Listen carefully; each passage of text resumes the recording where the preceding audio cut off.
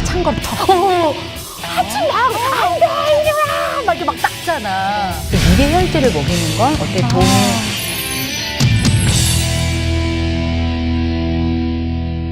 자, 우리 아이들의 건강 주치 함서와 한의원의 변순희 원장님과 함께 우리 아이 건강하게 잘 키우는 노하우에 대해서 알아보도록 하겠습니다. 원장님, 안녕하세요. 네, 안녕하세요. 안녕하세요. 반갑습니다. 화사하세요. 감사합니다.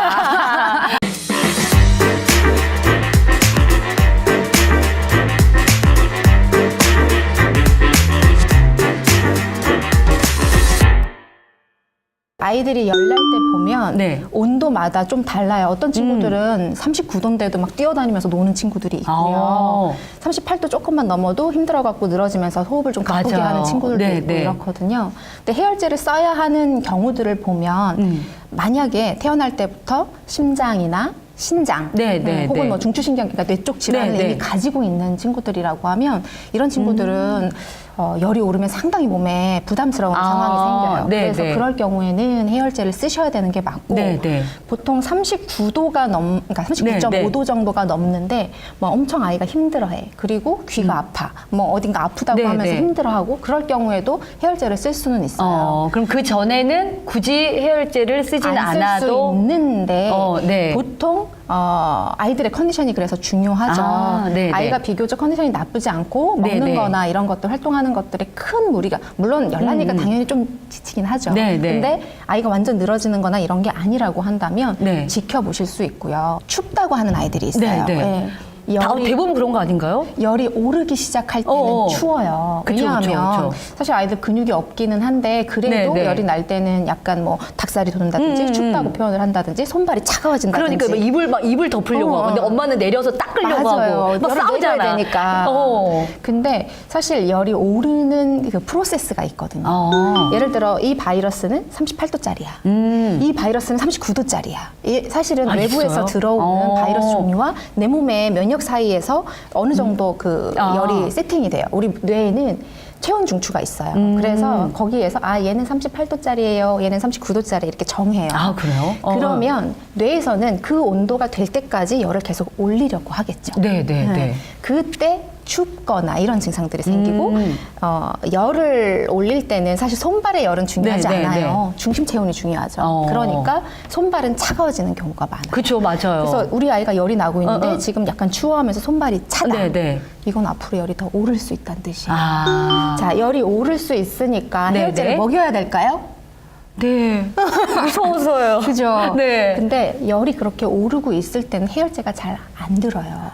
오히려 열이 오르고 있을 때. 네, 왜냐 뇌에서는 그렇게 작용을 하고 있잖아요. 뇌를 잠깐 네, 마비시켜서 열을 떨어뜨리는 게 우리가 흔히 알고 있는 해열제거든요. 네, 네, 네. 근데 조금 있으면 그런 경우에는 해열제 기운이 빠진다, 좀 떨어진다라고 시간이 지나면 다시 열이 오르게 마련이거든요. 그래서 조금 기다리셨으면 좋겠어요. 대신 아이의 네, 컨디션이 괜찮다는 가정 하에서 컨디션이 괜찮으면 일단 기다려도 된다. 네, 그래서 네. 체온을 재시면서 어느 정도 세팅이 돼요. 예를 들면 38.5도 근처에서 어느 정도 왔다 세팅이 갔다. 된다. 네. 그러면 이제 이 정도 열이 나는 거구나. 확 이렇게 오르락내락 하진 않으니까. 그쵸. 네, 판단을 하실 수가 있게 되고 열이 오르고 있을 때 몸이 춥다고 느낀다고 네, 했잖아요. 네, 네. 거기에 찬 거를 더 그러니까 그래서 맨날 싸워. 그래서 아이가 엄청 애랑. 싫어하잖아요. 그러니까 하지 마, 안 돼, 이리 와, 막 이렇게 막 닦잖아. 네.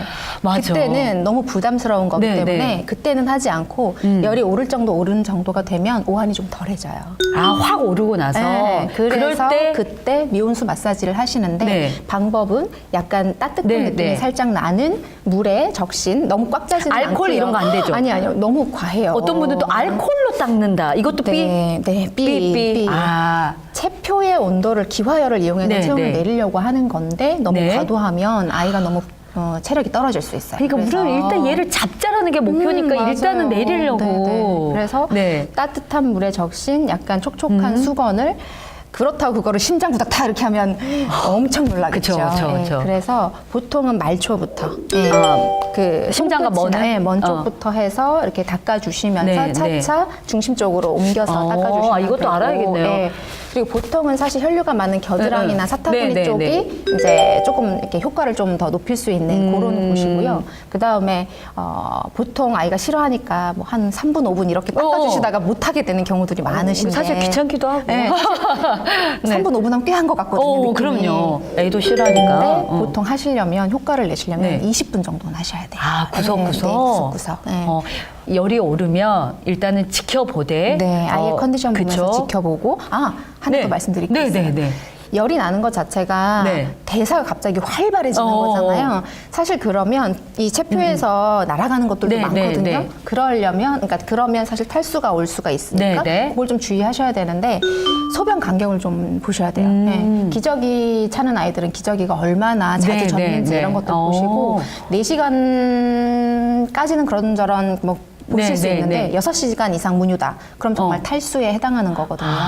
이런 것도 체크를 하셔야 네, 되고. 그렇죠. 그래서 네. 소변량이나 이런 것들 체크를 해야 되고, 뭐 심할 때는 요 손가락 끝에 네. 이 손톱을 이렇게 네, 네. 누르면 하얘지잖아요. 네. 그리고 이렇게 딱 떼면 바로 빨개지죠. 네. 네. 근데 이제 탈수가 오면 이것도 좀 느리게 반응을 하는 경우들이 있어요. 근데 이것도 좀 알고 계시면 좋을 것 같은데. 네. 근데 이제 이 정도가 되면 정말 위험한 그쵸, 거잖아요. 그쵸. 그래서 그게 되기 전에 아이한테 물 섭취를 충분히 해주는 거.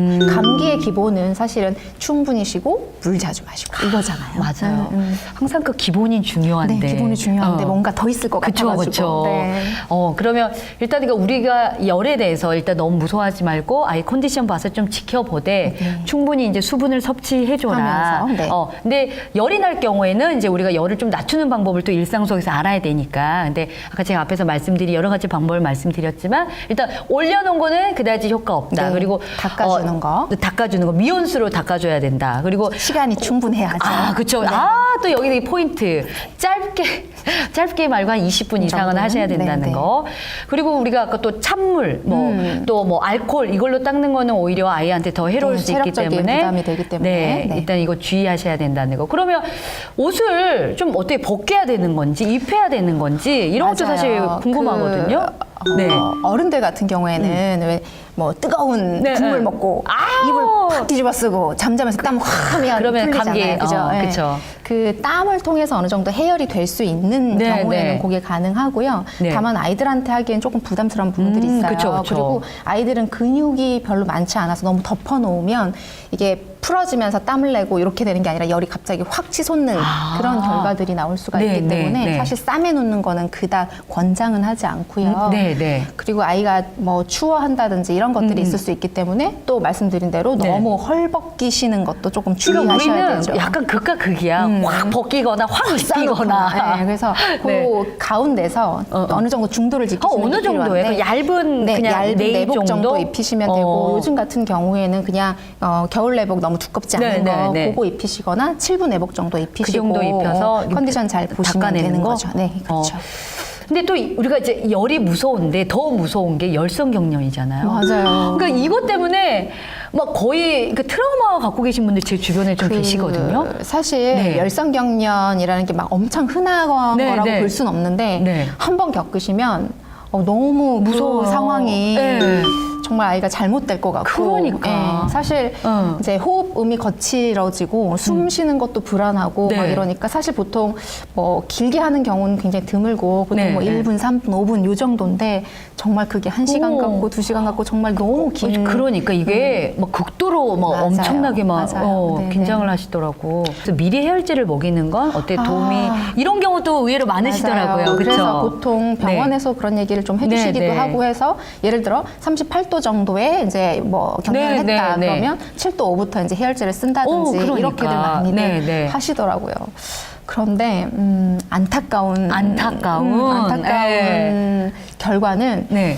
해열제는 열성경련을 막지는 못한다고 해요. 막지는 못한다. 네, 네. 어. 하지만 열이 나서 너무 걱정이 되고 네, 불안하시기 때문에 조금 해열제를 일찍 쓰는 거를 허용을 해드리는 네, 네. 것뿐이죠. 그러니까 진짜. 네. 그걸 막을 수는 없으니 미리 먹일 필요는 없겠네요. 네, 사실은 그래요. 네. 네. 어. 보통 그 열경련도 사실 열에 대한 공포가 이제 뇌랑 연결되는 네, 네, 거고 네. 열경련이나 이런 것들은 굉장히 또 두려움을 많이 그렇게 그러니까. 느끼시게 되는 네, 네. 걸 텐데 몇 가지 주의사항이 있어요. 네. 예를 들면 뭐 집안 가족력 중에 네. 뇌전증이라고 해서 이제 우리 흔히 간질이라고 하죠. 네. 이런 것들의 가족력이 있다든지 네. 아니면 하루에 그러니까 24시간 안에 2번 이상의 경련을 했다든지 혹은 열이 없는데도 경련을 했다든지 아, 이런 걸 체크를 해야겠네요. 아니면 네. 그 시간이 너무 길어서 15분 이상을 경련을 하는 일이 생겼다든지 네. 이러면 사실은 좀 걱정을 해야 할 수 있는 상황들이고 네. 그래서 병원 진료나 이런 것들을 꼭 받아보시고 네. 뇌 검사를 하셔야 되는 상황이 아, 뇌 검사까지를 하셔야 되는 해야 거네요. 되는 거고요.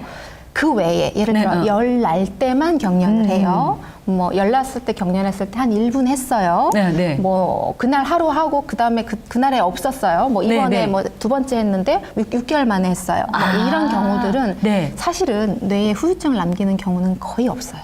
아, 그래서 너무 걱정할 필요는 없겠네요. 네. 아마 병원에 네, 진료를 네. 보실 때도 그런 얘기 많이 들으실 거예요. 너무 무섭고 공포스럽고 이런 일 다시는 안 생겼으면 좋겠고 맞아요. 이런 마음이 드실 텐데 그래도 한 가지 네, 조금 네. 위안을 삼으실 수 있는 네, 네. 것은 열성 경련을 했다고 이게 뇌에 어떤 큰 문제를 일으키지 않을 수 있다라는 점 제가 말씀드린 몇 가지만 조금 체크하시면 네. 안심하셔도 된다는 거. 요거 그러니까 일단 너무 말씀드리고 겁내지 싶어요. 말아라. 네. 그러면 열성 경련을 우리 아이가 일으켰어. 이때 좀 주의할 사항들이 또 있죠. 네. 일단 경련을 할 때는 뭐 먹이시는 건 안 되세요.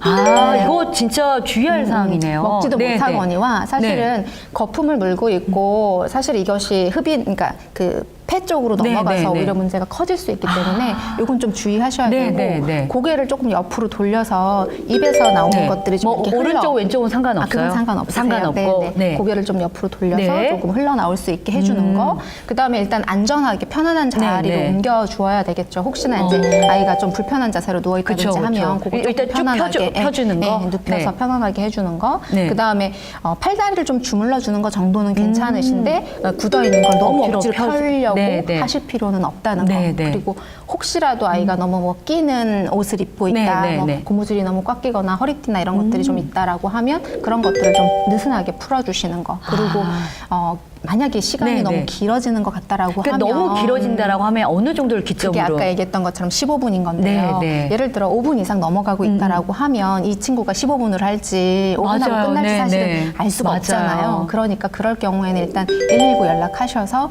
병원 이송하는 것들을 좀 고민을 해보시면 되고 한 5분 정도까지는 아이 상태를 좀 일단은 보시는 걸로 이렇게 해서 움직이시면 되지 않을까 이렇게 봅니다.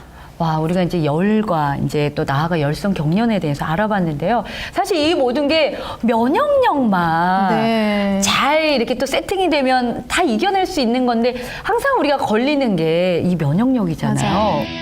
잠이 엄청 중요해요. 엄청 중요해요. 엄청 중요해요. 내가 그래 키가 안 컸나? 나 아프고 앉았나 봐. 나도?